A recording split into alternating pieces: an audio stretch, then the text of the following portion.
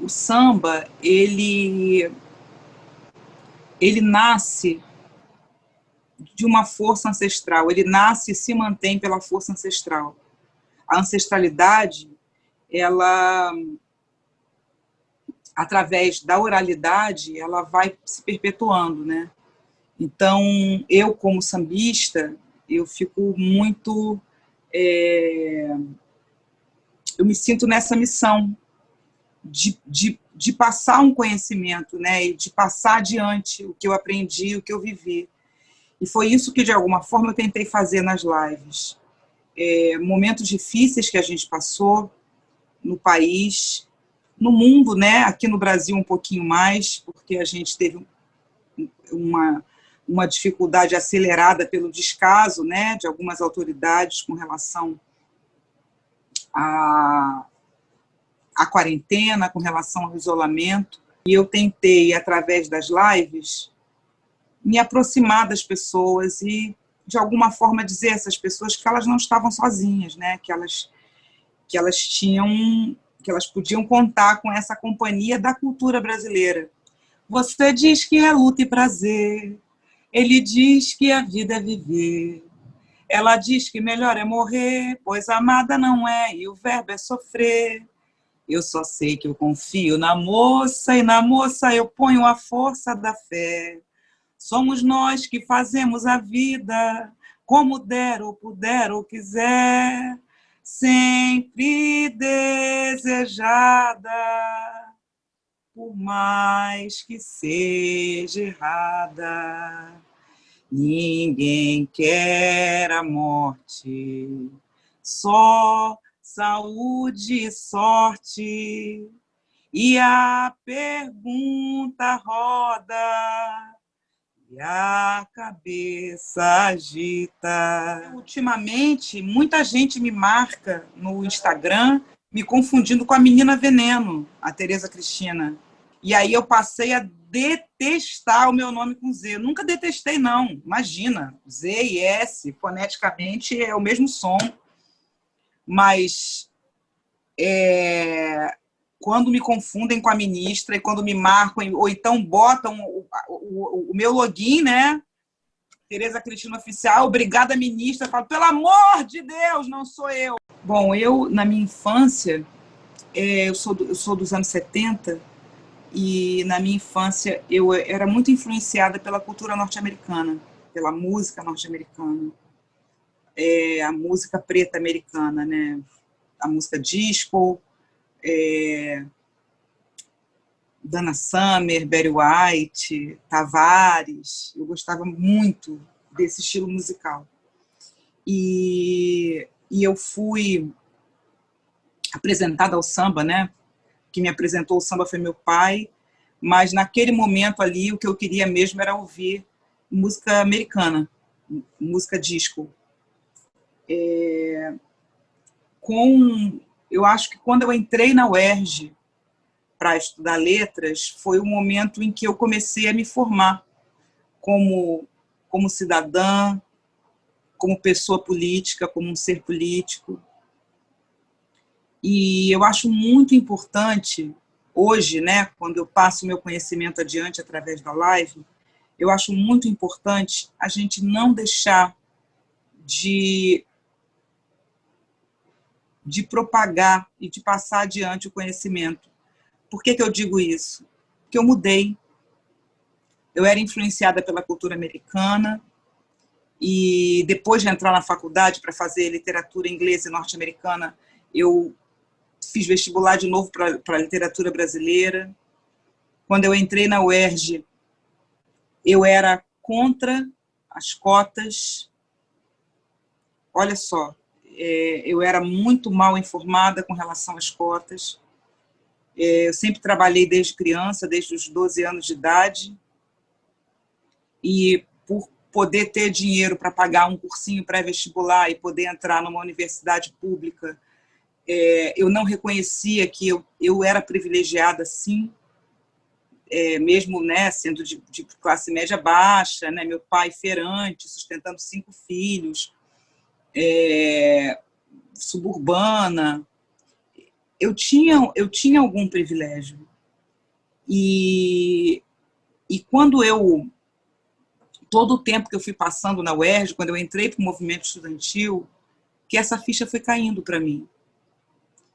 E através de muita leitura, através de muito debate, eu pude entender a urgência que era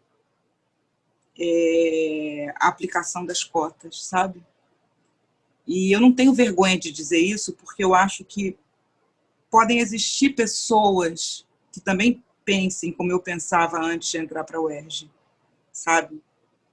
E a gente não pode ter vergonha de mudar, a gente não pode ter vergonha de aprender. Então, se a minha história puder servir de exemplo para outras pessoas, que bom. E tomara que seja usada como exemplo. A gente não nasce sabendo tudo. A gente vive num país onde as informações, onde a verdade histórica, né, de como esse país foi construído,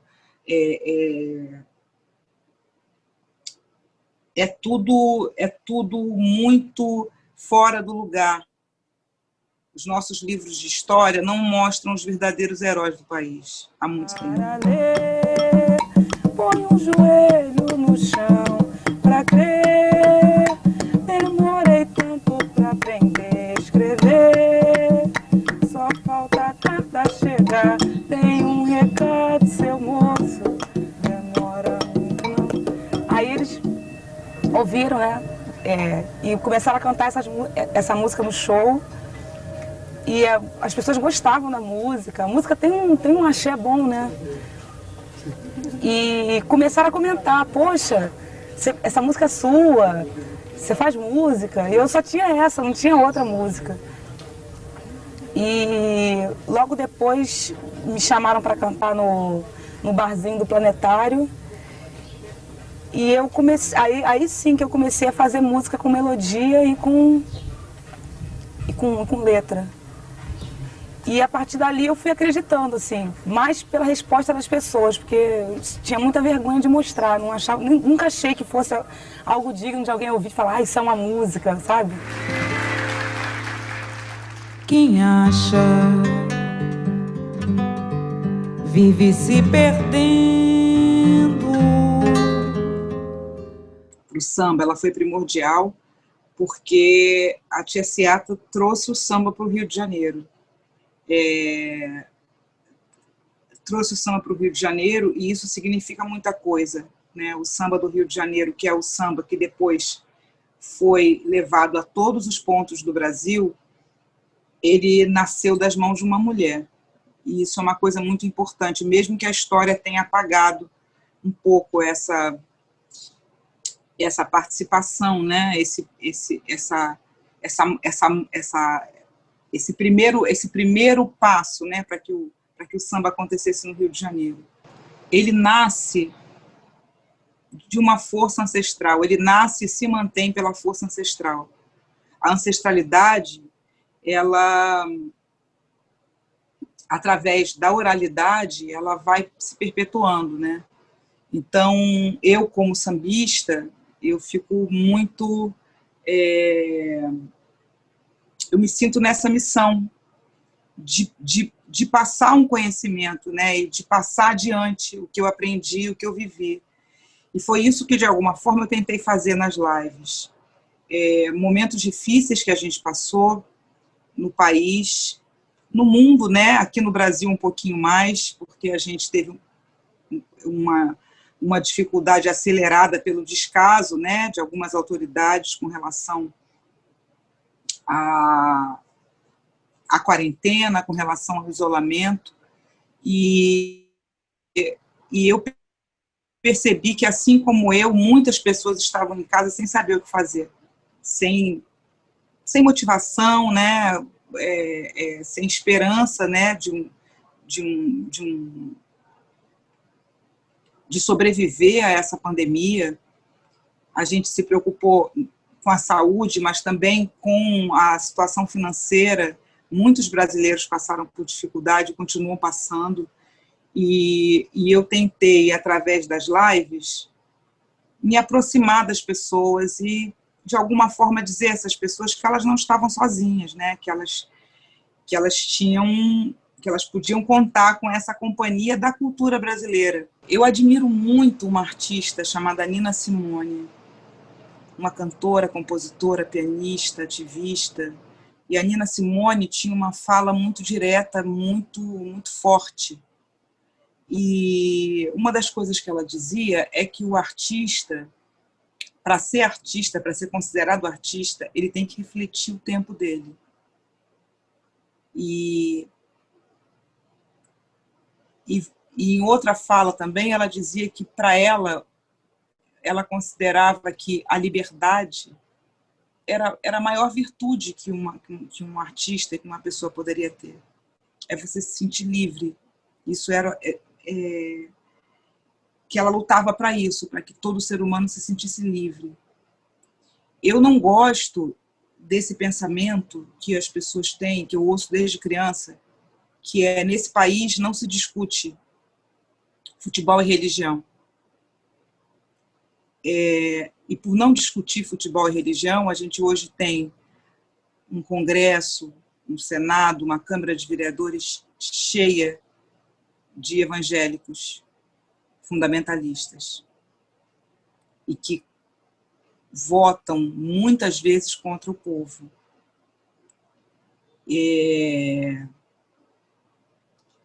Não discutir a política, a gente cria seres apolíticos. A gente não pode não discutir a política, porque a política interfere na nossa vida. Política é o preço do arroz, política é a discussão antirracial, antirracista, né? Política é segurança, política é falar sobre o corpo da mulher, sobre os direitos que a mulher deve ter sobre o corpo dela. Então, a política me atravessa a todo momento. Eu não posso ter medo de falar da política. Quando a gente despolitiza as coisas, além de dar esse ar frívolo a questões, às vezes, que são importantes, a gente perde a nossa fala, a gente perde o nosso lugar de fala, o nosso direito de reivindicar. Então, eu não gosto disso, sabe, eu não gosto de ser isenta, eu não gosto de ficar em cima do muro. Eu acho que a gente tem que assumir as nossas posições, até porque ninguém acerta em tudo, ninguém está 100% certo.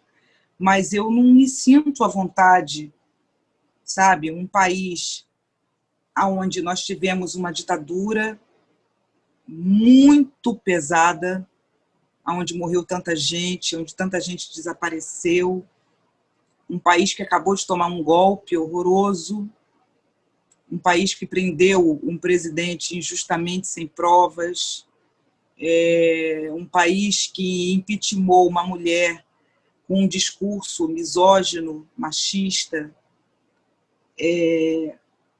fascista. O que fizeram com a Dilma foi muito feio, sabe? Então, essas questões, elas me atravessam porque eu vivi esses governos. A ditadura, eu sou de 68, e a ditadura também me atravessou, na minha criação, na minha infância. Eu não posso negar que isso existe, eu não posso fechar os olhos diante disso, sabe? E se eu me considero artista, eu me sinto no dever de me posicionar sobre certas questões. Porque se eu influencio alguém, ou se as minhas ações são ouvidas por alguém, eu tenho redes sociais, eu tenho algum tipo de influência, eu não posso não passar a minha verdade para essas pessoas, sabe? E eu acho que fica faltando uma coisa. Eu não posso ser sambista e admirar Zequete, admirar Silas de Oliveira, Paulo da Portela, e não gostar de política, e não gostar de falar de política. Eu acho que o primeiro avanço foi admitir a existência de um racismo estrutural. de um racismo que está além das nossas falas, que está além da nossa percepção. São pequenos detalhes e que cercam a gente a nossa vida inteira. Então, eu cresci vendo nas revistas, nas novelas, nos filmes, nas propagandas, nos outdoors, mulheres brancas em lugar de destaque e de sucesso. Como é que eu vou acreditar que uma mulher negra tem o mesmo, ela é tão valorizada na sociedade quanto aquela mulher que está sempre em evidência? E essa mulher tem sempre o mesmo rosto, tem sempre a mesma cor da pele. As bonecas, né? As bonecas são todas brancas.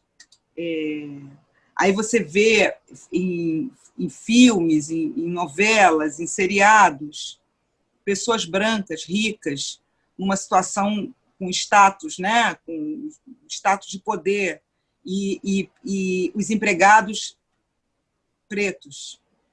Como é que eu vou me transportar para a realidade? Eu vou achar que isso é a verdade. Quer dizer, o poder está sempre com a pessoa branca e a pessoa negra é subserviente, recebe ordem, ou é humilhada, ou cada vez que ela tenta sair do lugar de onde ela está, ela é chamada de insolente, como eu já fui chamada de insolente, de abusada, de autoritária. Tinha um professor de cultura brasileira que, quando eu reclamei com ele, né, sobre o olhar do Gilberto Freire sobre o negro, né, o Gilberto Freire, o autor do Casagrande Senzala, quando ele dizia que a miscigenação ela amenizou a relação entre o senhor de engenho e os escravos, e eu dizia que não teve... Essa palavra miscigenação foi feita em cima de muito estupro, de muito sexo sem sentido, sem permissão, e que eu não acreditava nisso, eu não concordava com isso, e ele dizia que eu era muito revoltada, que eu era muito rancorosa. Então, esse tipo de resposta que as pessoas dão é uma resposta que ela nasce de um racismo estrutural. A resposta do Mano Menezes, quando Gerson diz que foi vítima de racismo dentro de campo, que ele fala com ele, malandragem não. Na visão, né, da branquitude, ainda ligada a esse racismo estrutural, a malandragem ela é uma palavra que ela está ligada diretamente à pele preta. Então, foi um ano que foi marcado por essa discussão antirracista, que essa luta vem de muito tempo, mas essa discussão ela chegou mais cedo e ela ainda não acabou, porque nós ainda temos o mesmo discurso de volta. Nossa, nós estamos em dezembro de 2020, não é para o Mano Menezes falar aquilo, sabe? Não cabe. E se você for entrar nas redes sociais do Bahia, a quantidade de gente branca defendendo o colombiano, dizendo que ele não sabe nem falar português direito, como é que ele foi racista. Para ser racista, você não precisa falar nenhuma palavra, com um gesto você pode ser, sabe? Eu tenho tido muita dificuldade em projeções de sonhos para 2021. Muita mesmo, assim. Eu sempre fui uma pessoa muito ansiosa, mas foi uma coisa que mudou em mim nessa pandemia, foi isso. Eu não consigo fazer planos para mais de 2 semanas. Eu sei que vai acontecer em 2021. Eu adiei um show, né, que eu ia fazer em dezembro, não foi possível, todo mundo sabe por que não foi possível. Passei para 27 de fevereiro, então espero que esse show aconteça. Eu tenho um livro para entregar para a Companhia das Letras, isso é uma boa expectativa. Mas, fora isso, olha, a única coisa que eu posso sonhar para 2021 é, primeiramente, a vacina, que a vacina chegue a todos os brasileiros, não chegue só a pessoas privilegiadas, que a vacina chegue e a gente consiga passar por esse pesadelo que foi a Covid, que a gente vença a Covid-19, uma vez que a Covid-19 seja vencida, né, pela vacina, que a gente possa ir para a rua para tirar o covarde-17. São as duas coisas que eu mais quero no mundo, que eu mais quero na minha vida hoje. É vacina e acabar com esse desgoverno, sabe? São inúmeros retrocessos, são muitas conquistas nossas que a gente está deixando escorrer pelas mãos. São atos criminosos, Nossa, não consigo nem enumerar todos, assim. E acho, inclusive, que esse descaso com a vacina, já vi gente dizendo que a vacina chega e depois, 2 meses depois, chega a seringa, enfim. É muito oportuno, né, para essa pessoa que, a mim, não demonstra ser presidente, não demonstra ser governante de nada, porque não é líder de nada. É bem conveniente a ele que as pessoas se mantenham em casa, porque com tudo que ele está fazendo com o povo brasileiro, já eram para as ruas estarem roucas, sabe? Pedindo o impeachment dele. A live continua até a vacina. Até a vacina. Porque depois da vacina ninguém mais vai querer olhar para a minha cara, essa é a verdade. Na rua nem eu mais vou querer ver a minha cara. Eu vou querer ir para o meu pagode, vou querer ir para o samba do trabalhador, vou querer ir para a Madureira, eu vou querer ver gente, abraçar gente,